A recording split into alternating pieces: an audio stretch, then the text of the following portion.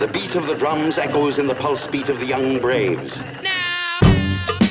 Salut les joueuses, salut les joueurs. Je suis Paul Gara et on se retrouve pour une nouvelle interview. Et aujourd'hui, je suis en compagnie de Julien Parny. Salut Julien. Salut, merci de m'accueillir. Alors Julien, aujourd'hui dans le monde du jeu, tu t'occupes de Discovery Games qui propose des enquêtes qu'on reçoit par la poste, le nom c'est Detective Society. Mais avant d'arriver là, tu as un autre parcours dans le jeu, donc on va découvrir tout ça ensemble. Tout d'abord, est-ce que tu peux te présenter un peu? Quel est ton profil de joueur? Comment tu as découvert le jeu de société ou le jeu de rôle ou voilà le grandeur nature selon d'où tu viens? Quels sont tes premiers souvenirs de jeu et comment tu es devenu un passionné du jeu? Moi, quand j'étais gamin, j'étais très joueur, mais j'étais pas dans une famille de joueurs. C'est-à-dire que je les poussais un peu à jouer. Donc, on faisait des jeux très classiques.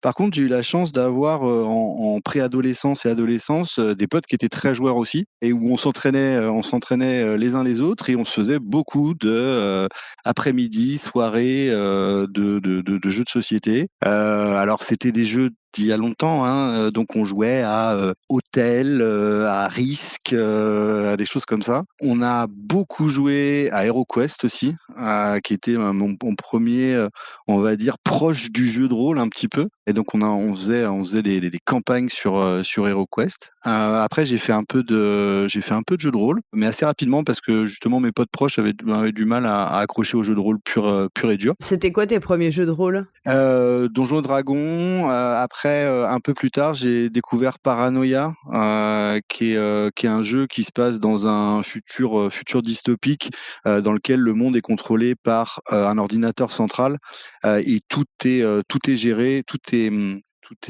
contrôlé, Big Brother quoi. Et un jeu qui est très sympa mais très punitif. C'est-à-dire que tu fais la moindre erreur, ton perso il est mort, mais l'avantage c'est que tu as des clones.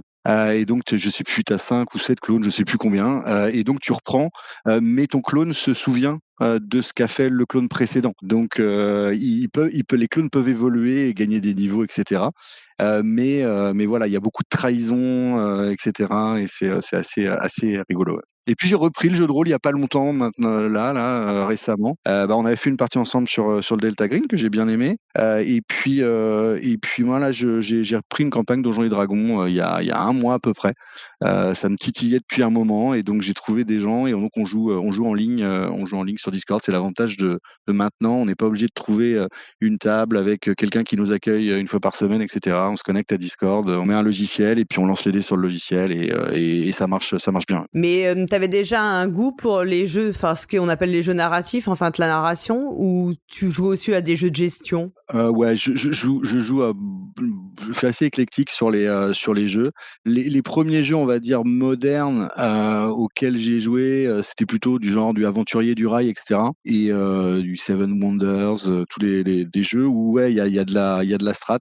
Je suis plutôt compétitif, donc j'aime bien gagner.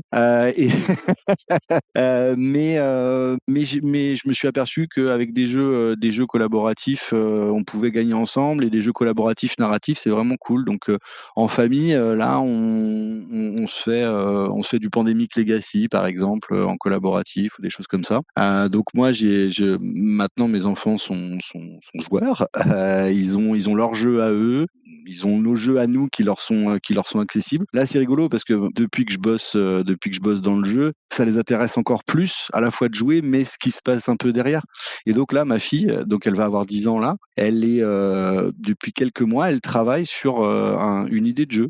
Elle dit: «Ah ouais, si on faisait ça et donc là on pourrait mettre des tuiles et si on met un dé, ah ouais mais non ça va pas marcher parce que si on met un dé, c'est trop de la chance». Et donc ouais, c'est assez rigolo. Donc peut-être tu vas éditer un jour le jeu de ta fille? Ouais, il va falloir qu'on y réfléchisse qu'on l'aide un peu, mais c'est bien, elle réfléchit. Je trouve qu'elle sur plein de choses, à son âge, elle réfléchit bien. Puis après, je la challenge sur des trucs, dire: «Bah oui, mais comment ça va marcher ça, si tu fais ce type d'action pour les personnages, qu'est-ce que ça va engendrer pour les autres?» et cetera. Mais ouais, c'est rigolo. Donc elle écrit, elle découpe, elle fait des tuiles, donc c'est marrant. Donc tu joues pendant l'adolescence, Mmh. mais après tu te diriges pas du tout de façon professionnelle dans le secteur du jeu, tu as une vie professionnelle autre. au tout début? Ouais, en fait, je crois qu'au sortir de mes études, je me suis pas posé vraiment la question de la passion, et de bosser dans une passion. Je me suis plutôt dit: «Je vais essayer de construire une carrière, avec, des étapes, un peu classiques». Donc j'ai bossé j'étais commercial et puis après j'ai bossé dans le marketing, dans les études de marché pour différentes boîtes, dans différents, secteurs d'activité, plutôt industriels. Mais t'avais l'idée à un moment de venir dans le monde du jeu ou pas du tout? Non, pas vraiment en fait. J'ai eu rapidement des envies d'entreprendre, de créer quelque chose et je l'ai fait assez rapidement, mais pas forcément dans le milieu du jeu.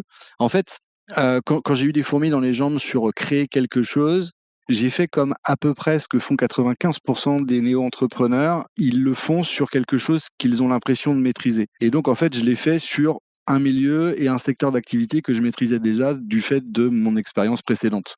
Et donc j'ai créé une petite boîte, dans les études de marché, mais pour les entrepreneurs et cetera. Enfin bon, un genre de tu sais, de l'étude pour démarrer, mais low cost, pour rendre accessible ça aux entrepreneurs et c'est plutôt plus tard avec, on va dire de la maturité, professionnelle et personnelle que, je me suis dit qu'il y avait moyen de faire comment dire? De remplir cette envie entrepreneuriale avec en plus quelque chose qui me fait kiffer et c'est là où j'ai créé ma deuxième boîte qui était un escape game. Ouais, donc c'est ça. Tu commences à rentrer dans le secteur du jeu par l'escape game. Mmh. Donc à ce moment-là, j'imagine que toi-même, tu es fan d'escape et que c'est ça qui te motive? Ouais, en fait, c'était vraiment les tout débuts de l'escape. On avait fait quelques salles, donc je dirais qu'il y avait des salles à Paris et puis c'était à peu près tout globalement, mais ça commençait à se développer très vite. Ça commençait à popper un peu partout et on avait fait plusieurs salles à Paris et on avait vraiment kiffé, et à un moment, je me suis dit: «J'ai envie de faire ça. Viens, on viens». Donc j'étais avec ma compagne de l'époque où je lui ai dit, «Hey, j'ai envie de faire ça, viens, on le fait». Elle m'a dit: «Ouais, OK». Et donc on a fait l'étude de marché et cetera et on a regardé sur la carte. Effectivement, ça tombait quand même plutôt bien puisqu'il y avait encore aucun escape, qui était, dans notre coin. Le plus proche venait tout juste d'ouvrir, à 100 kilomètres de chez nous et donc il y avait de la place. Et alors ce qui est rigolo, c'est que c'était vraiment dans l'air du temps et donc au moment où où on se dit: «On y va» et le moment où on a ouvert, il y a eu, 9 mois, je crois, et le mois où on a ouvert, il y a 2 autres salles qui ont ouvert le même mois, dans la même ville. Ah oui. Ouais, donc c'était la tendance, c'était parti quoi. C'était. C'est ça, ouais, ouais. Comment on crée comment on crée une salle d'escape? Donc, il faut trouver le lieu, Ouais. mais après, il faut aussi trouver comment dire, les setups, quoi. Ouais. Il y a beaucoup de systèmes de franchise. Tu choisis un système de franchise ou tu choisis de tout créer de toutes pièces? Bah, en fait, justement, c'était un des tout premiers choix qu'on a eu à faire. C'était de se dire: «OK, est-ce qu'on, crée tout ex nihilo ou est-ce qu'on va voir s'il y a des gens qui peuvent, nous accompagner, là-dedans?» Alors les tout premiers escapes, étaient quand même, c'était assez basique. C'était des enchaînements de cadenas en gros, globalement. Tu ouvres un cadenas, qui t'ouvre un nouvel indice, qui t'ouvre un nouveau cadenas et cetera. Et donc on s'était dit que globalement c'était jouable de le faire, mais que c'était pas notre métier de base et que peut-être c'était plus intéressant d'aller, étudier ce qui existait, voir si on pouvait avoir de l'accompagnement. Donc on a rencontré on va dire les pionniers, de l'escape en France qui commençaient à essayer de se développer, en franchise. Et donc on en a rencontré 3 de mémoire, et on a choisi Prisoners qui était, je crois que c'était les deuxièmes à s'installer en France, à Paris. Et donc on a bossé avec eux en franchise, on était leur tout premier franchisé. Et ensuite il y en a eu, ça s'est développé, je sais plus, ils en ont une dizaine maintenant, en France. Quand tu choisis de partir en franchise, c'est-à-dire que eux, ils ont déjà des salles clés en main. Ouais. Et toi, tu as juste à recréer la salle, reprendre leur scénario, leurs énigmes, et ensuite animer. Alors en fait, pas exactement. Ils ont déjà des salles et donc on peut, soit reprendre un concept existant, soit bosser avec eux sur des nouveaux scénarios et en développer en propre. Mais après les scénarios leur appartiennent et donc ils peuvent les développer ailleurs dans la franchise, avec des limitations territoriales et cetera, pas à plus de moins de 200 kilomètres, enfin bon, plein de choses comme ça. On a fait le choix de faire un truc un peu hybride, c'est-à-dire qu'on a repris une de leurs salles qu'on aimait vraiment beaucoup à Paris, parce qu'elle avait un système très particulier dans lequel le jeu commençait à l'extérieur. Et donc, on a fait la même chose, on a fait le même scénario chez nous, mais adapté, puisque justement, en fait, on va dire les 10 premières minutes ou premier quart d'heure du jeu se faisait en dehors de la salle et il fallait trouver l'endroit où était la salle. C'est-à-dire qu'en fait, tu as rendez-vous à la sortie d'une bouche de métro à Paris. Au Mans, c'était sur la place centrale. Il y a un agent qui arrive, il te donne une mallette et il te dit c'est parti, vous avez 70 minutes, je crois. Vous avez 70 minutes pour sauver machin. Et donc, tu ouvres la mallette et bah, là, tu as des indications, tu as des énigmes, etc., qui te mènent jusqu'à la salle. Et là, après, bah, tu as le reste, les 60 minutes de jeu ensuite. Et donc, on a repris cette salle-là, on l'a adaptée parce qu'il y a pas mal de choses qui sont dépendantes du lieu extérieur, mais aussi du lieu intérieur, de la configuration. Il y a des choses qui sont jouables ou pas selon le local que tu as. Et donc, on a adapté avec eux l'intrigue pour avoir cette première salle-là qui existait déjà. Et après, le deuxième scénario qu'on a ouvert, donc pendant qu'on avait ouvert la première salle, on faisait les travaux de la deuxième parce qu'on avait envie d'aller assez vite, donc on a ouvert avant d'avoir la deuxième salle prête, qui était là un scénario complètement original et qui d'ailleurs n'a jamais été réexploité ailleurs, qui était les joueurs enquêtaient sur un serial killer et en fait ils rentraient dans son appartement et c'est un peu une ambiance un peu comme dans Seven, tu vois les appartements, c'est bien sombre, Oui, normal mais dégueulasse un peu. les découvertes de lieux du crime, ouais. Mais par contre, quand tu réussis à ouvrir une pièce secrète et là, c'est un labo photo avec les photos de ses victimes en train de sécher, sa salle de torture derrière, etc. Donc voilà. Et après, ils avaient cette particularité. Ça, c'était votre scénario original. Ça, c'était notre scénario original. Que tu as écrit avec ta compagne de l'époque ou Non, ça on l'a fait avec eux. C'est-à-dire qu'en fait, eux, ils avaient un game designer qui était plutôt du côté mécanique des choses. Comment on va faire pour emboîter les choses dans le flow du jeu pour que ça avance bien.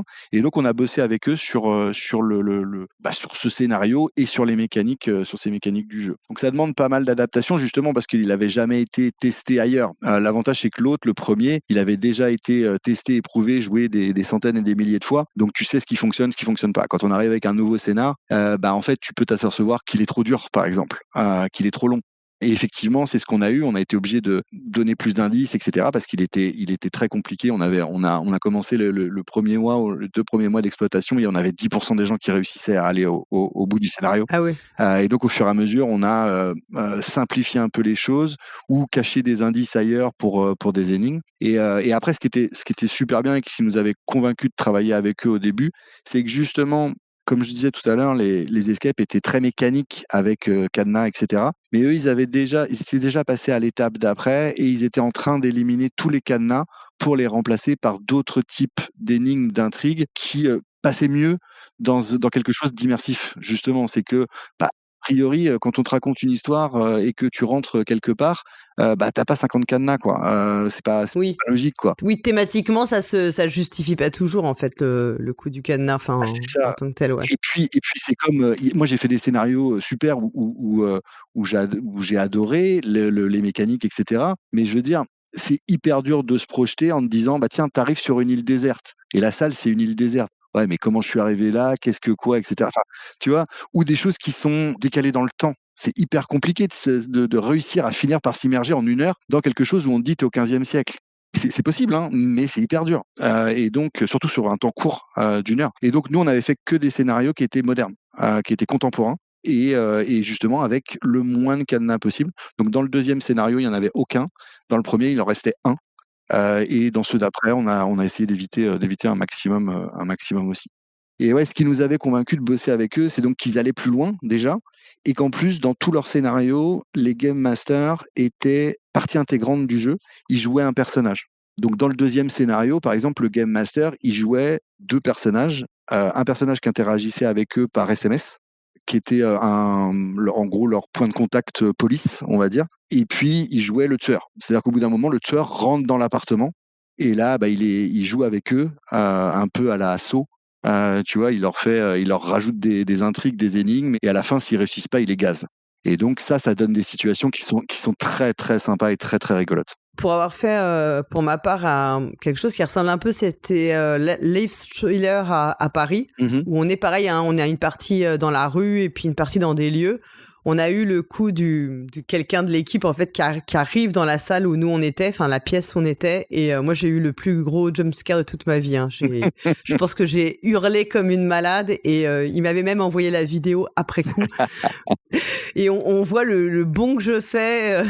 Et le cri que j'avais poussé, c'est très impressionnant, quoi. Bah, Alors que tu sais que potentiellement ça peut arriver, ça. parce que tu sais très bien que... Tu sais que l'ambiance elle est là et que ça peut te tomber dessus. Mais moi j'adorais ça. On avait des game masters qui étaient nos salariés, mais moi j'en animais de temps en temps, à la fois pour pas perdre le fil, pour voir les joueurs, et puis parce que j'aimais bien. Donc j'allais en animer de temps en temps, et celle-là j'aimais bien l'animer parce qu'on se retrouvait toujours avec des situations assez ubuesques. On essayait, il y avait dans le scénario un ou deux moments où on leur proposait des choix, des dilemmes, notamment un dilemme moral à la fin. Le tueur les obligeait à s'attacher, se menotter, chacun à un coin de la pièce, donc ils pourraient que interagir par la voix entre eux, et il y en a un qui est pas attaché. Et il ouvre une autre porte secrète et lui dit la clé pour délivrer les autres est au fond de cette salle-là. Et donc c'est juste une porte avec un couloir. La personne avance, la porte évidemment claque derrière lui ou elle. Bien sûr. Donc là déjà tu as un premier cri sympa qui ouais, ça hurle, ça hurle souvent quand ça claque. Et en fait il arrive dans une salle de torture.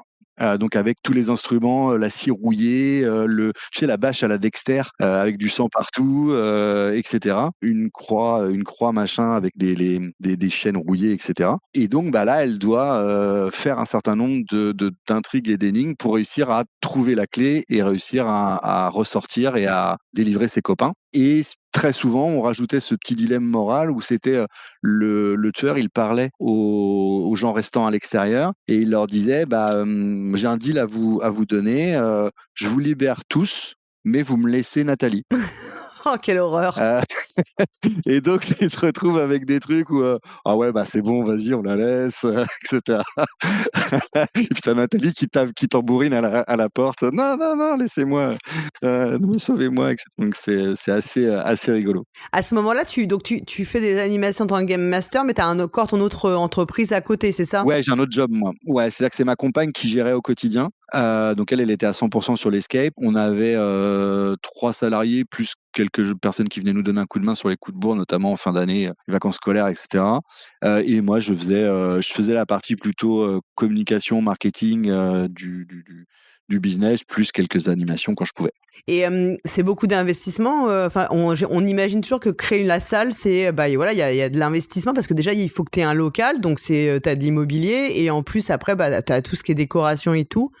C'est un gros coup de départ quand même, non, pour se lancer? Ouais, c'est plusieurs dizaines de milliers d'euros par salle, ouais. Et en plus, dans le cadre d'une franchise, tu dois reverser une partie de ce que tu gagnes à la. Pourcentage du chiffre d'affaires, ouais. Ouais. Ouais. Non.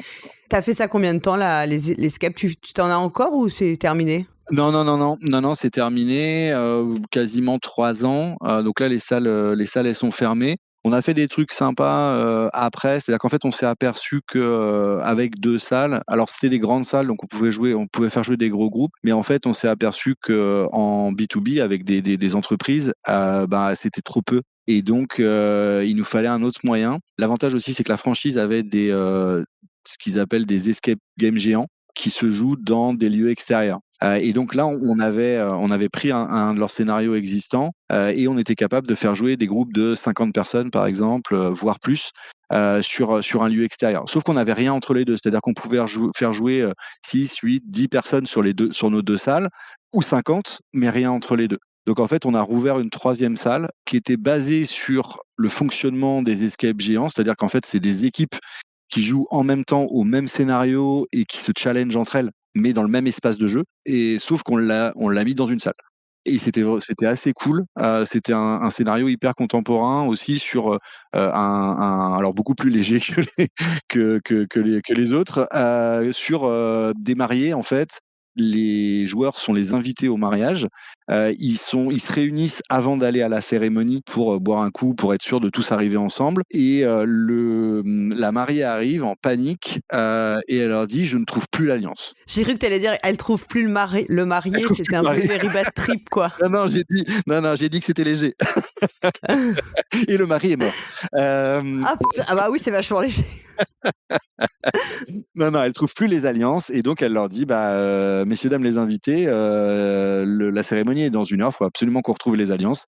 Elles doivent être quelque part, cherchons-les». Et donc là, il y a toute une partie d'énigmes où ils doivent, chercher dans l'arbre généalogique pour, machin et avec des acteurs aussi. Donc là, plus, il y avait, 3 personnages, souvent le marié, la mariée et souvent 2 autres. Alors ça dépendait des configurations du nombre de joueurs. Il y a la grand-mère qui est là, donc on avait toujours une nana qui jouait la grand-mère, qui était maquillée, nanana, et le cuistot qui prépare les petits fours, et cetera. Et donc il y avait des choses qui étaient assez sympas. C'est que, il demandait, alors indirectement, mais il demandait aux joueurs de cuisiner. Donc ils devaient faire un petit cupcake, décorer un cupcake, et cetera, pour débloquer quelque chose. Donc c'était rigolo. Ta clientèle à ce moment-là, enfin j'imagine que la clientèle pro pour les team building ou ce genre de choses, c'est ce qu'on vise aussi parce que c'est souvent des recettes plus récurrentes et peut-être plus élevées que quand c'est du particulier qui vient juste passer 1 heure dans une salle. Ouais, c'est une des erreurs stratégiques qu'on a fait au tout démarrage, c'est qu'on pensait avoir, je sais plus quelles étaient les projections, mais genre, 20 de clientèle pro et en fait, on était quasiment à 50-50. Et le gros avantage, c'est qu'effectivement, l'argent est lâché un peu plus facilement et c'est des plus gros groupes et les, pros, comment dire? Ils jouent pas de la même façon. Alors ça peut avoir un gros désavantage, c'est que tu peux avoir, des gens qui ne se connaissent pas, Nadine de la compta et Jean-Claude du service informatique, à qui on demande de jouer ensemble et ça peut donner des trucs bizarres alors qu'une famille, un groupe d'amis, et cetera, ça marche un peu mieux. Ils ont déjà une cohésion de groupe, quoi, en C'est fait. ça. C'est ça. Donc ça donnait un challenge supplémentaire pour les game masters de réussir à faire un peu l'émulsion, entre ces joueurs-là. Mais ça donne des trucs sympas quand les groupes justement, il y a quelque chose qui émerge, aussi sur des groupes qui se connaissent peu et c'est assez cool à voir aussi. Juste, t'as déjà été jouer en Hongrie? Parce que je sais que la Hongrie, je crois que c'est genre Budapest, c'est la ville la plus réputée pour les escapes, non? Ouais, j'ai fait une fois, au tout début quand on venait d'ouvrir, et j'ai fait 2 salles à Budapest qui étaient plutôt cool. Après c'est joué en anglais. Alors moi je parle bien anglais mais c'est quand même pas la même chose que dans sa langue native. Donc sur des choses qui sont, un peu techniques, tu peux rater des choses. Donc l'expérience est un peu différente. Mais ouais, ils sont bons, ils sont forts. Il y en a partout en fait et puis ils ont pas vraiment les mêmes régulations que nous donc tu peux en avoir dans des caves un peu insalubres, dans lequel chez nous, le SDIS, Tu veux dire qu'ils respectent pas les normes de sécurité, par exemple, ce genre de choses? ça ouvrait pas avec les pompiers français quoi, c'était pas possible. Ouais, OK. Donc, qu'est-ce qui fait que tu arrêtes les salles? Alors tout simplement, c'est vraiment complètement perso. Alors déjà non, il y a 2 choses je dirais. On a eu des soucis avec la franchise, c'est que, en fait, on a essuyé beaucoup de plâtre, parce qu'on était leur premier franchisé et que concrètement, ils étaient pas prêts à franchiser. Ils auraient dû, continuer à amasser de l'expérience et à le faire plus tard. Donc en fait, on a eu beaucoup de surcoûts, notamment sur les salles et cetera, qui étaient pas prévus dans notre business, donc on était obligé de refaire un prêt, et cetera. Donc c'était compliqué et après la deuxième chose, c'était perso, c'est que je me suis séparé de ma compagne et associée principale et donc quand on est, un couple, ça marche. Quand on n'est plus un couple, c'est plus compliqué. Ouais, ouais, tout à fait. À ce moment-là, quand tu arrêtes l'escape, tu as envie de rester dans le monde du jeu encore ou Ouais, comment tu fais la transition j'aurais après? bien voulu, mais en fait, le truc, c'est que là, au moment où on arrête, j'ai besoin d'absorber tout ça, de finir les choses proprement et donc c'est un peu long, et donc là, j'ai un job, classique pour, avoir des sous pour faire bouillir la marmite, gérer bien ma séparation, et gérer bien la fin de l'aventure, de l'escape game. Ça a mis un peu de temps ensuite à se remettre à plat et à ce que je remature quelque chose pour repartir dans le jeu. C'est là que tu rentres chez Asmodée, après? Alors là, j'ai justement donc je finis, je boucle tout et je me dis: «Bon, il est temps de repartir sur autre chose», les fourmis dans les jambes qui reviennent, pour recréer autre chose et là, je me dis: «Bah non, ouais, là, encore quelque chose de fun, mais le jeu de société, ça serait cool, mais j'y connais pas grand chose». Enfin, je veux dire, je connais en tant que joueur, mais je connais pas le business et donc je me dis: qui de mieux que, les gens qui travaillent dans ce business-là pour m'en parler et donc je fais mon petit tour, LinkedIn, et je contacte des gens, qui ont différents jobs dans l'industrie. Donc je contacte, des auteurs de jeux, des illustrateurs de jeux, des éditeurs, des agents, etc. Et bah, je leur demande de me parler de leur métier, du business, de comment ça se passe. En gros, je suis en train de chercher ma place. Est-ce qu'il y a une place pour moi dans ce milieu-là? Et je rencontre des gens adorables dans tous les milieux possibles, enfin tous les métiers possibles et imaginables dans le jeu. Je découvre la réalité de ce qu'est de créer un jeu pour un auteur de jeu, le rôle des illustrateurs sur certains jeux, les fonctionnements des droits d'auteur, de combien tu payes, nanana. Le fonctionnement de la chaîne de valeur avec justement les auteurs, les éditeurs, combien chacun prend à chaque étape. Et donc, j'amasse énormément de connaissances. J'écoute beaucoup de podcasts sur le jeu. Je découvre Proxy Jeux à cette époque-là. Ouais, j'engrange des choses. Et je me dis, ouais, il y a certainement une place, mais le métier qui me plairait le plus, c'est très certainement d'éditer des jeux, de découvrir des choses intéressantes, d'avoir des auteurs qui me présentent des choses et de faire en sorte que ça devienne une réalité sur ce marché. À ce moment-là, quand tu dis éditer des jeux, tu t'es pas parti sur une catégorie spécifique de jeux, tu penses à des éditions assez générales où tu as déjà une idée derrière la tête? En fait, j'ai déjà une idée, c'est que pendant l'Escape, j'avais découvert un jeu américain qui s'appelle Hunt a Killer, donc qui est un jeu d'enquête. Oui, dont Zéphiriel nous a beaucoup parlé déjà. Ouais. Oh ouais, moi alors je découvre ça, je sais plus comment je le découvre, mais je commande un truc parce que je dois tomber sur une pub Facebook ou un truc comme ça. Je commande le truc aux États-Unis, donc ça coûte 30 balles la boîte, mais j'ai 30 balles de frais de port, mais bon bref. Justement, mais ça a son importance et j'adore le concept. Dans l'idée, c'est un jeu d'enquête comme on le fait nous actuellement avec plein d'indices qui te sont donnés, beaucoup de papiers, etc. Sauf qu'en fait, c'est un monde très libre. Et c'est-à-dire qu'on te donne très peu de direction dans lequel aller. Ça paraît très très peu scripté, etc. C'est très troublant au début, mais moi j'adore. Et donc tu fouilles là-dedans et tu as un univers qui est assez énorme.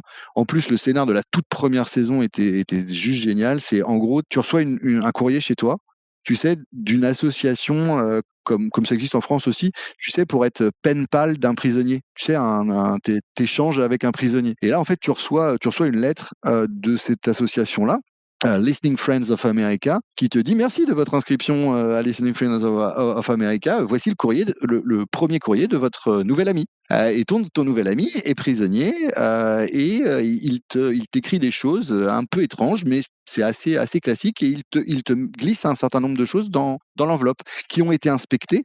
Donc il y a des cachettes chez l'inspection et tu peux aller voir ce qu'avait enlevé de la lettre. Tu sais, tu as des trucs qui sont mis au marqueur ou découpés ou des choses comme ça. Et au fur et à mesure, tu discutes, parce que c'est par épisode aussi, tu discutes avec ce prisonnier et il est pas très très. Il y a des raisons pour lesquelles il est en prison, disons. Et il essaye en fait au fur et à mesure de faire de toi son complice, en gros, et c'est vraiment cool. C'était vraiment cool. Donc je découvre ça pendant l'Escape et au moment où je veux me lancer dans l'édition, je me dis putain, il y a zéro jeu dans ce genre-là sur le marché francophone. Peut-être que ça peut être l'idée sympa. Donc voilà, et donc je me dis mais quand même voilà, j'ai discuté avec plein de gens, les gens étaient cool, ils m'ont dit plein de trucs, mais je manque quand même d'expérience concrète dans le schmilblick. Et par un jeu je regarde les amis des amis ou les contacts des contacts sur LinkedIn, je trouve un copain qui a quelqu'un qu'il connaît chez Asmodée. Donc je lui demande exactement la même chose, de me parler de son métier chez Asmodée, qui travaille en fait dans Asmodée Partners, qui s'occupe justement de la localisation de jeux d'éditeurs externes qui ont déjà lancé un jeu, je sais pas, aux US et qui veulent le lancer partout ailleurs dans le monde, le localiser. Et donc, je discute avec cette nana-là, etc. Et sur notre fin de rendez-vous, je lui dis: «Ouais, est-ce que tu as pas un moyen de me faire, je sais pas, un stage, ou un truc comme ça, tu vois, que je puisse observer un peu». Un stage de troisième un peu. Non, mais c'est un peu ça, tu vois? Que je puisse venir et regarder comment ça se passe. Je me disais, il me manquait ça et elle me dit: «Bah, écoute, je vais regarder avec la RH». J'avais un profil qui a priori, pouvait être intéressant, surtout si tu payes pas le mec, a priori, bon, je les embête pas trop, quoi. Elle me rappelle, je sais pas, une semaine après et elle me dit: «Bah, écoute, j'en ai parlé à la RH, mais j'ai certainement mieux à te proposer. J'ai une nana dans mon équipe, qui part en congé maternité et si tu veux, bah, tu viens pendant, 6-7 mois, bosser avec nous, pour la remplacer, tu as le profil». Je dis: «Bah, banco quoi, on y va». Là, c'est vraiment le super hasard, quoi. Bah oui, Enfin, et super je dis ouais, c'est le karma, ça. je lui dis: «On j'y réfléchis», je lui dis: «Merci beaucoup, j'y réfléchis», mais bon, j'ai pas réfléchi longtemps. Ça voulait dire que ça retardait mon projet, mais c'était pas grave parce que c'était une expérience, géniale et donc j'ai bossé, donc en tant que chef de projet, chez Partners, et donc les produits que j'avais la gamme de Gloomhaven, plutôt cool. Donc c'était à la fois, la gestion de la gamme Gloomhaven qui était déjà sortie et le travail sur Frosthaven, qui était en cours de enfin qui était pas encore sorti sur Kickstarter, mais donc ils bossaient déjà sur le jeu aussi et puis un certain nombre, d'autres jeux. Alors il y avait par exemple un jeu qui s'appelle Canva, je sais pas si tu vois? Tu sais où tu dois faire des peintures avec Oui. des trucs, Ouais, ouais, tout à fait. voilà, donc je bossais sur la localisation de ça, plus quelques autres jeux, des petits escape games pour les enfants aussi, une gamme d'escape games pour les enfants, fait par 404.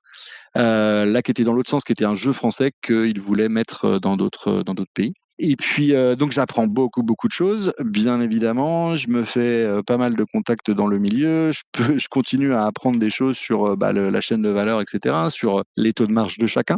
Je rencontre des auteurs qui viennent nous présenter les jeux, des éditeurs et cetera. Ça me confirme dans l'idée que, ouais, éditeur, ça peut être sympa.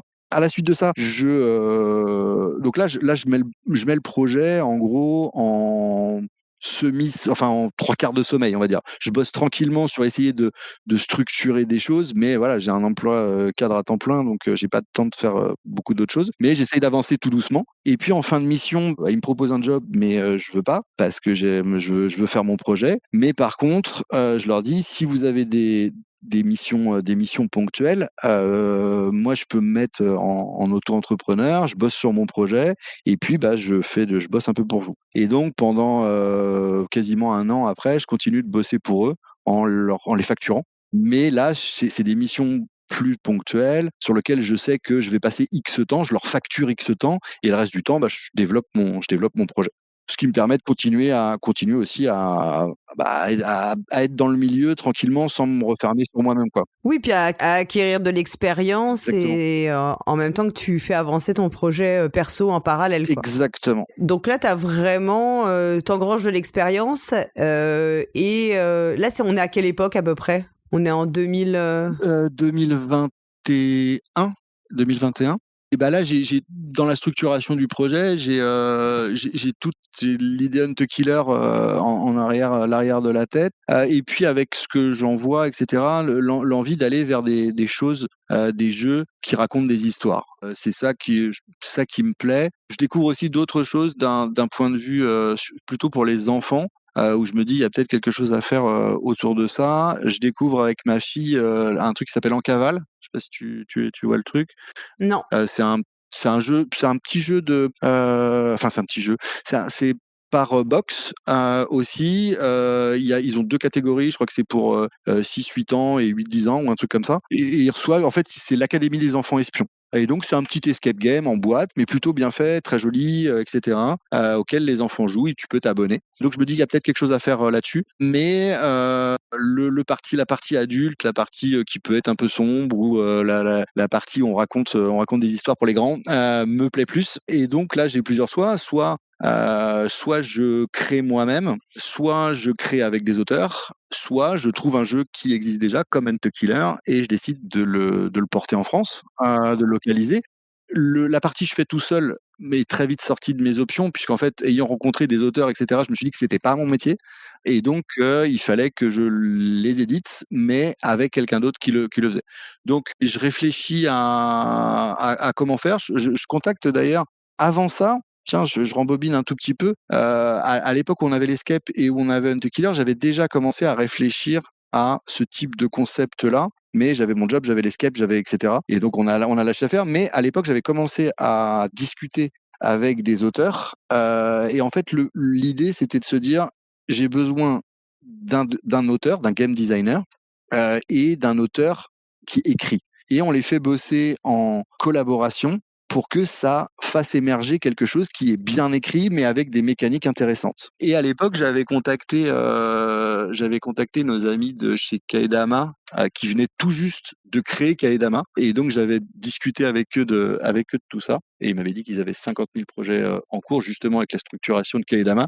Et donc, qu'ils allaient pas partir sur ce genre de choses.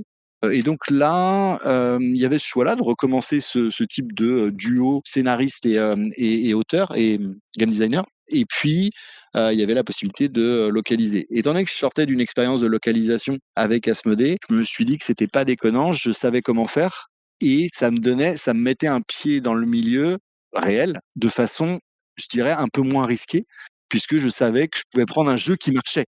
Ouais, parce que quand tu localises, tu vas choisir un concept, en tout cas quelque chose qui a déjà fonctionné ailleurs, et donc qui, a priori, peut très bien fonctionner en France, quoi. Exactement. Est-ce que tu as eu l'idée de contacter Hunt the Killer ou pas? Ouais, en fait, pendant que j'étais chez Asmodée, j'en ai profité pour leur parler du concept. Je savais qu'Asmodée allait pas y aller avec le concept d'abonnement, parce que c'est pas leur mode de distribution. Et Asmodée, en fait, ils ont les éditeurs, mais fondamentalement, ça reste un distributeur.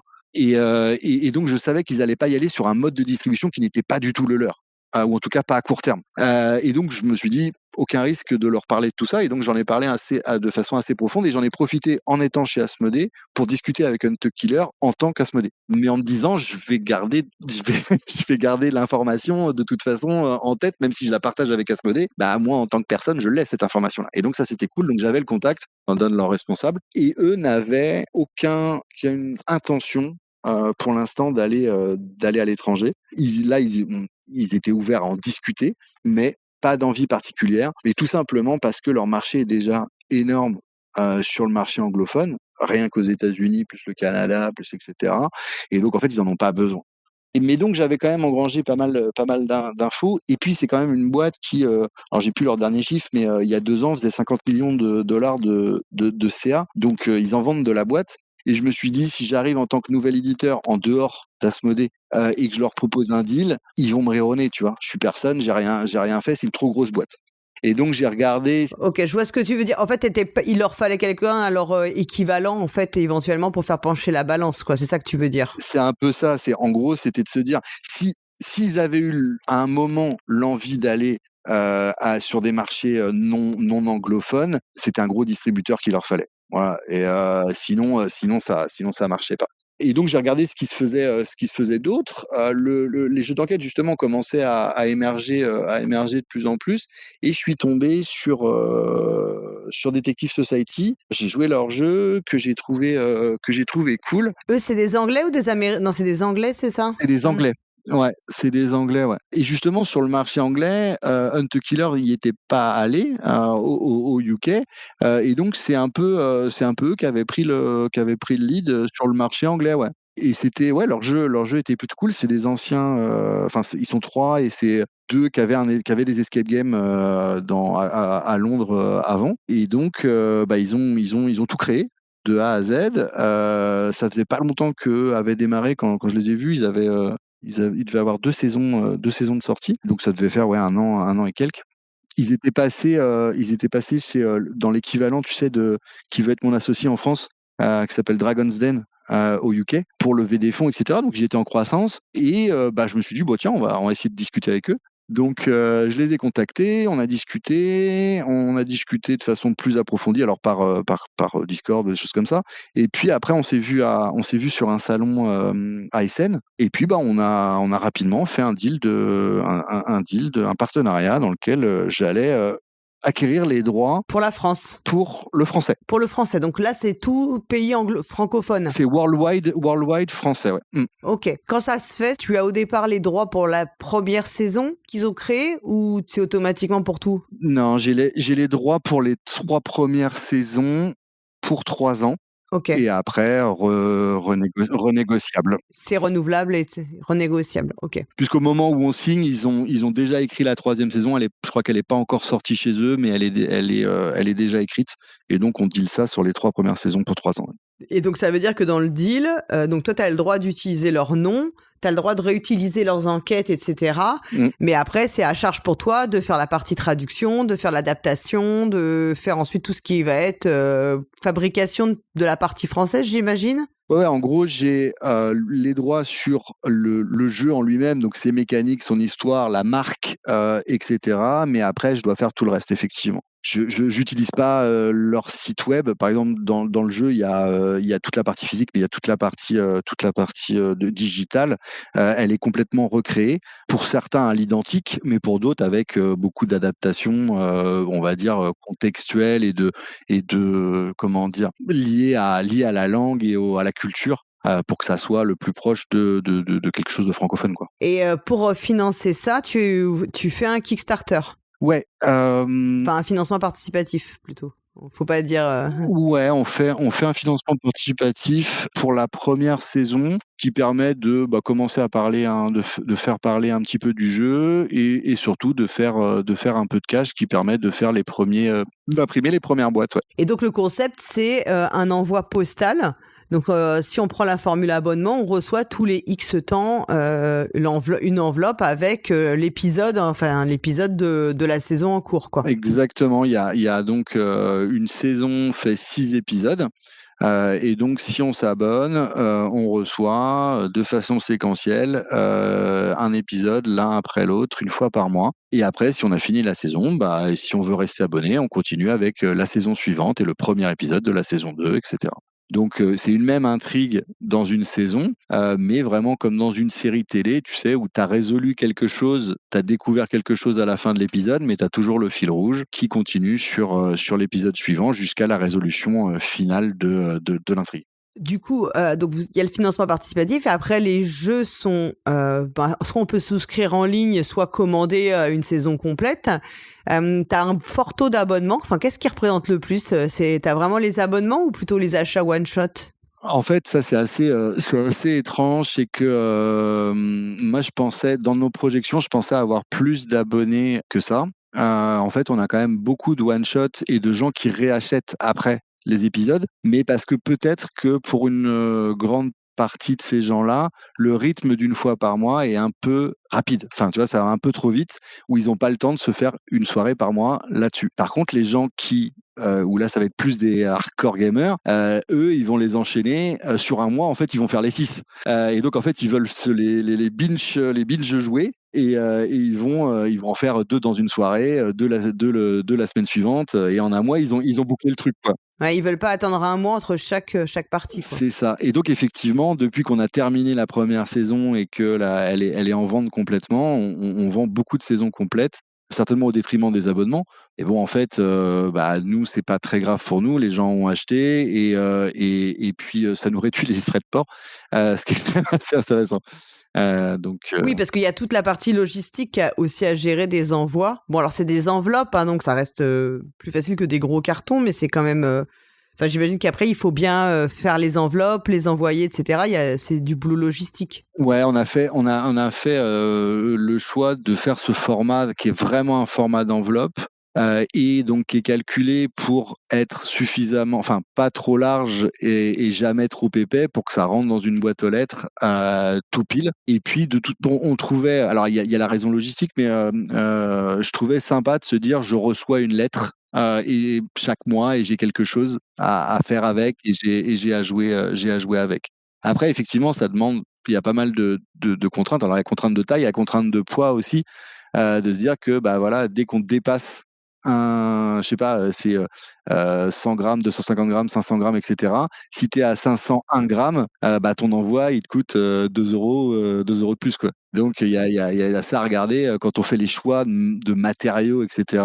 Se dire, voilà, si je suis à 499, c'est bien. Si je suis à 501, c'est pas bien, quoi. Là, actuellement, il y a 2 saisons en intégrale qui sont disponibles. Alors elle est pas terminée de sortir, la deuxième. Donc c'est-à-dire qu'on a sorti la première complète et les 3 premiers épisodes de la saison 2 et le 4e va sortir ce mois-ci. Au final, pour l'instant, vous êtes satisfait t'es satisfait du résultat? Enfin, ça a bien pris? Ouais, ça a bien pris. C'est quand même hyper compliqué, mais ça, on le savait, d'acquérir de la notoriété quand on a que le numérique, sans un gros billet, à Facebook, quoi, en gros, ou à Google. Et donc ouais, ça c'est compliqué. C'est pour ça qu'en ce moment, on est en train de réfléchir, à faire des packagings qui peuvent être adaptés, aussi aux boutiques et à distribuer en boutique, quoi. Oui, parce qu'aujourd'hui, la distribution, elle se fait en direct, en fait. Et on avait déjà échangé avant d'enregistrer cette émission sur le fait que tu cherches un autre mode de distribution peut-être plus traditionnel. Ouais, en fait, on a, au-delà de nos ventes sur notre propre site web, on a intégré la marketplace Philibert il y a quelque temps. Ils ont lancé ça il y a pas très longtemps, l'été dernier, je crois. Et bah, c'est un vecteur de notoriété important. Donc c'est-à-dire que ça reste une marketplace, c'est comme de l'Amazon. C'est nous qui expédions, qui gérons toute la logistique derrière. Et eux, ils n'ont pas de stock. Ils sont un intermédiaire de mise en avant du produit et derrière on l'expédie, etc. Et on fait le service client, tout ça. Et c'est pas de l'achat-revente.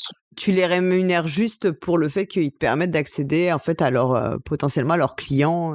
Exactement, exactement. Donc en termes de commission, bon, c'est exactement comme si on a, comme Amazon. Et la vente en boutique physique, ce sera envisageable à terme? Et donc la vente en boutique physique, oui. Alors on avait fait le choix de pas le faire à l'origine pour différentes raisons. Une des principales étant économique, puisque on a fait le choix de produire en France uniquement sur des choses où il n'y a pas de plastique, etc. Ce qui, quand on a fait nos études, alors moi j'ai fait des devis en Chine, hein, et j'ai fait des devis en France, qui nous coûtent bien évidemment beaucoup plus cher en prod, et donc qui nous diminuent énormément la marge. Et quand on rajoute les intermédiaires que sont le distributeur et le revendeur et la boutique, ça passe plus trop, quoi. Avec le fait d'aussi payer une partie du chiffre d'affaires à la franchise, enfin à la franchise. Oui, ça fait beaucoup. Ça commence à faire beaucoup. Après, le gros avantage, c'est que même si la marge est rikiki, ça peut faire du volume, ça peut faire de la notoriété globale, ça peut faire les gens qui découvrent l'épisode 1 en boutique et qui s'abonnent après. Enfin bon, il y a certainement de la synergie avec plein de choses. Et donc, ouais, ça, je pense que ça va être, maintenant qu'on a prouvé que le jeu plaisait, qu'il marchait, etc., je pense que ça peut être le moment d'avancer là-dessus. Ouais. En ce moment, c'est la saison 2 qui est livrée au fil de l'eau, au fil des épisodes. Mais j'imagine que toi, la saison 3, elle est déjà prête ou vous travaillez dessus actuellement? Alors la saison 3, elle est en anglais, elle est déjà sortie. Oui. Nous, on va l'adapter à la suite de la saison 2. Et là, on est en pleine réflexion sur la façon dont on va faire les choses. Soit on l'enchaîne directement après, parce qu'on a des abonnés qui continuent à être abonnés. Alors c'est l'avantage, on a moins d'abonnés qu'on pensait au début, mais par contre ils sont hyper fidèles, c'est-à-dire qu'ils restent, et ça c'est cool. Et soit on sort entre-temps un autre jeu à nous. Pas sous le même nom ou... Ouais, je pourrais en fait. Ça demanderait un autre deal avec eux dans lequel on exploite leur marque, mais c'est nous c'est nous les auteurs, on va dire. C'est vous les créateurs du jeu. Mais il est fort possible que ça soit sous une autre marque pour développer quelque chose d'un poil différent. 2 grandes pistes là-dessus qui sont, donc je pense que le temps qu'on exploite ces pistes, on va sortir la saison 3 et on va bosser sur les pistes en parallèle, parce que sinon on n'aura pas le temps et nos abonnés vont attendre trop longtemps. Les 2 grandes pistes principales qui émergent, c'est quelque chose pour les plus jeunes, autour du narratif, peut-être de l'enquête, mais adapté aux plus jeunes. Quand tu dis les plus jeunes, c'est quel créneau d'âge? Autour de 10 ans. Donc après, il faut justement, c'est une des complexités, c'est que pour les enfants, à chaque âge, chaque maturité cognitive, ça demande pas mal de choses. Donc peut-être justement avec la même intrigue, mais qui est adaptée en termes de mécanique après à des créneaux d'âge de 2 ans, par exemple, au fur et à mesure. Ça, c'est la réflexion globale, parce que moi, il y a 2 choses qui qui me plaisent là-dedans. Il y a le côté un peu comme ce dont je te parlais de ce que fait En Cavale, que je trouve cool avec la partie espionnage, etc., les petites intrigues. Mais je sais pas si tu as déjà entendu parler d'un truc qui s'appelle Epopia. Oui, très bien. Oui, ma fille, elle l'a fait, ça. Ah, c'est fini, Epopia.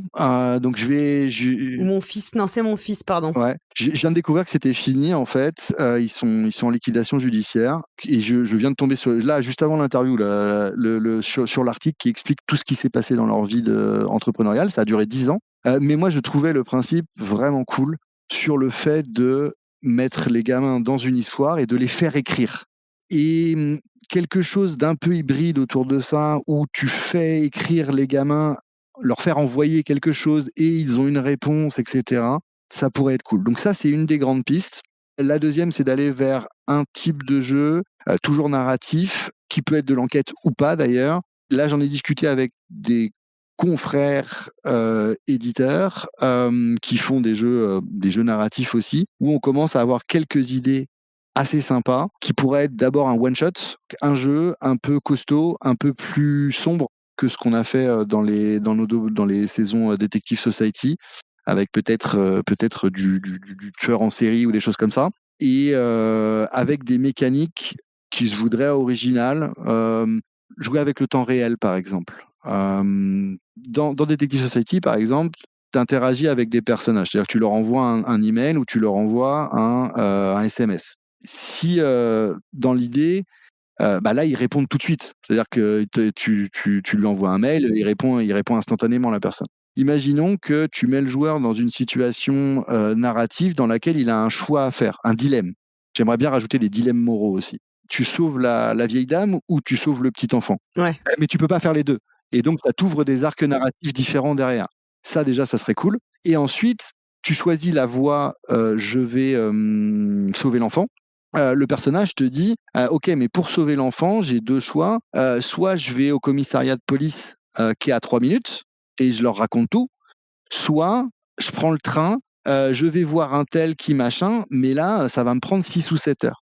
Si le joueur lui dit va au commissariat, là, 5 minutes plus tard, le personnage lui dit ce qui s'est passé.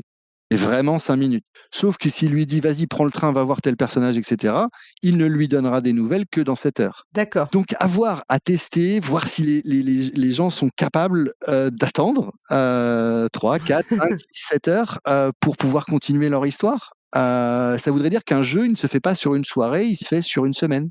Il se fait sur un mois. Donc ça, il faut de la disponibilité, quoi. Donc à voir. Il y a plein de pistes à l'intérieur de ça qui commencent à prendre forme. Je discute pas mal avec Étienne Mineur, qui je sais pas, tu vois qui c'est, Étienne Mineur? Oui, tout à fait, ouais. Je discute pas mal avec Étienne là-dessus parce que il a plein d'idées de ouf. Et c'est vraiment cool. Et notamment, ils ont toute l'expérience autour d'Unlock. Et ça, c'est quand même assez énorme. Et donc, on discute autour de tout ça, et ça pourrait donner un one shot qui pourrait se prolonger, mais au moins un one shot prochainement. Ouais. Et tu penses faire de toute façon la saison 4 et 5 de Detective Society? Ouais, très certainement. Je vois pas de raison particulière pour lesquelles on continuerait pas.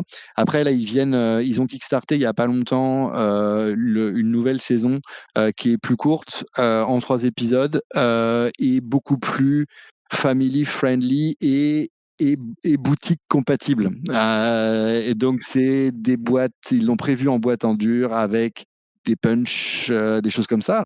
Parce que aussi, au UK, ils sont en distribution exclusive, mais ils ont l'intention d'aller vers de la boutique aussi. Et donc, ils ont designé leur prochaine saison pour être adapté à ça. Parce que c'est un des problèmes aussi quand on va vouloir aller en distri, nous, ici, c'est que les enveloppes, tu les mets pas dans les boutiques. Hein. Donc, faut créer une boîte, tout un packaging, ça coûte de l'argent en design, ça coûte de l'argent en prod, etc. quoi. On le voit parce que y a eu quand même depuis quelques temps beaucoup de jeux un peu qui ressemblent, mais qui ne sont pas tout à fait pareils, hein, qui ont été proposés. Par exemple, tu vois, tout ce qui est dossier criminel ou les boîtes Flamme d'Eldershine, souvent, en fait, c'est un dossier qui tiendrait dans une enveloppe, mais pour être vendu en boutique, c'est mis dans une boîte assez grosse Oui. pour être vendu derrière, quoi.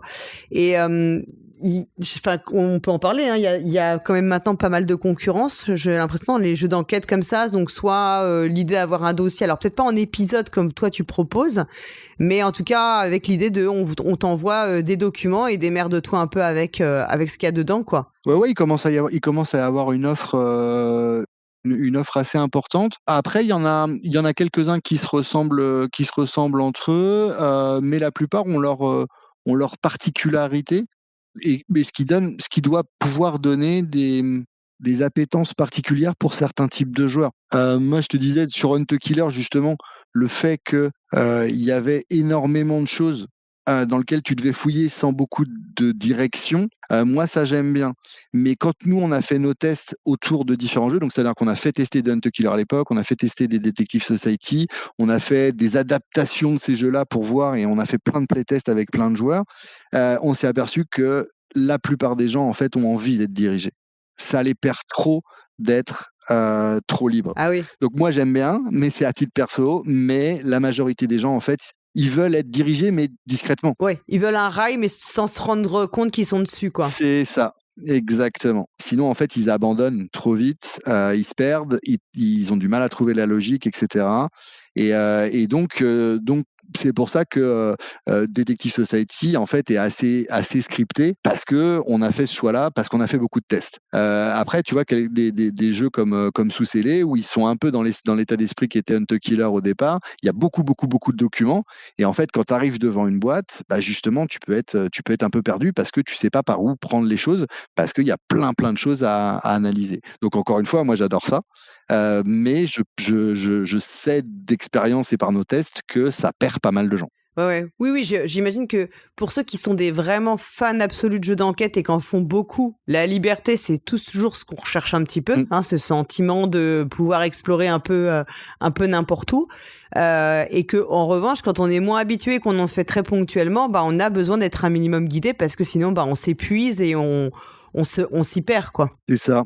Et il est possible qu'on y vienne. Alors, ça peut être pour le projet dont je parlais juste avant, mais de faire un truc un peu plus expert et justement et un peu plus ouvert pour des gens qui sont vraiment un peu hardcore enquêteurs, qui ont vraiment l'âme du détective, l'âme de Sherlock Holmes. Mais ça ne pourra être que du one shot parce que ou assez peu en termes de suivi, parce que bah le nombre de personnes est beaucoup plus faible, tout simplement. Donc commercialement, ça sera forcément moins intéressant. Ouais, c'est un peu une niche aussi, hein. Enfin, il y a une niche. C'est une niche dans la niche, ouais. Ouais, c'est exactement ça, ouais. Ouais. Du coup, tu fais tous les jeux d'enquête qui sortent ou pas? Pas tous, mais j'en fais beaucoup. En fait, le gros avantage que je vois, à titre perso dans le jeu d'enquête, c'est que ça peut se jouer seul. Alors moi, je préfère jouer avec d'autres gens, mais en fait, il y en a pas mal, parce que j'ai pas le groupe sur le moment, que je fais tout seul. Et ça, c'est vrai que c'est cool et on s'est aperçu, qu'on a quand même pas mal de joueurs qui jouent seuls, parce qu'on essaye de discuter avec nos joueurs le plus possible. Et on en a pas mal qui jouaient, qui sont abonnés, et qui jouent tout seuls, ouais. Ton préféré de tous les jeux d'enquête? Mon préféré de Que ce soit en format boîte ou même en jeu plus classique, hein, ça pourrait être du Sherlock Holmes Détective Conseil, hein, même. Sherlock, j'aime bien, mais je trouve que, il manque quelque chose dans la mécanique, puis c'est hyper punitif aussi, enfin, c'est hyper dur. On pourrait dire que c'est réaliste, je ne sais pas, mais c'est hyper difficile. Quel serait mon préféré, historique? Mais moi, je dirais, mais c'est peut-être de la nostalgie, de la découverte, je dirais que c'est les tout premiers Hunt the Killer. Vraiment le tout premier, celui dont je parlais tout à l'heure, ouais. Ouais, vraiment, vraiment cool. Ouais, c'était la grosse claque, quoi. Ouais, sur la vraie différence de waouh, c'est cool et il y a un vrai univers sympa. Tu vois, c'est ce qu'on essaye de faire dans Detective Society sur, dans une moindre mesure. C'est-à-dire qu'il y a cette partie scénaristique scriptée, en fait, dans l'enquête en elle-même, mais on sait on a tout l'univers numérique, avec les sites web et en fait, on les alimente au fur et à mesure. Alors ils ont leur truc de base avec les informations qu'on doit chercher, mais on essaye de prendre le temps d'étoffer l'univers toujours au fur et à mesure et on se retrouve avec en fait, plein de choses où les gens peuvent se perdre aussi à les lire s'ils ont envie. Alors on sait qu'il y en a qui vont aller straight to the point, ils vont essayer de trouver le bon indice au bon endroit sur le bon site, mais en fait tu peux découvrir plein d'autres choses, sur l'univers qui peuvent être assez rigolotes. Oui, moi j'ai le souvenir d'un site de kinésithérapeute Oui, exact. où je vois ouais, on s'est tapé des fous rires. Hein. Je crois qu'on a fait tout le site. On a vu toutes les vaches fausses, tous les trucs, tous les commentaires, tous les trucs. C'était très très drôle. Ouais, en fait, ils ont de base voulu intégrer les auteurs anglais de cet humour anglais et nous on a essayé dans la façon dont on l'a adapté et retravaillé de garder cet état d'esprit-là en l'adaptant un peu et il y a plein de choses complètement débiles qui sont assez rigolotes. Dans la saison 1, il y a cette république d'Europe de l'Est virtuelle, post-soviétique, etc. Qui rappelle un peu Tintin et le sceptre d'autocar. Ouais, là, c'est vraiment, ils sont restés bloqués après la chute du mur, la chute de l'URSS, mais eux, ils sont bloqués là-dedans.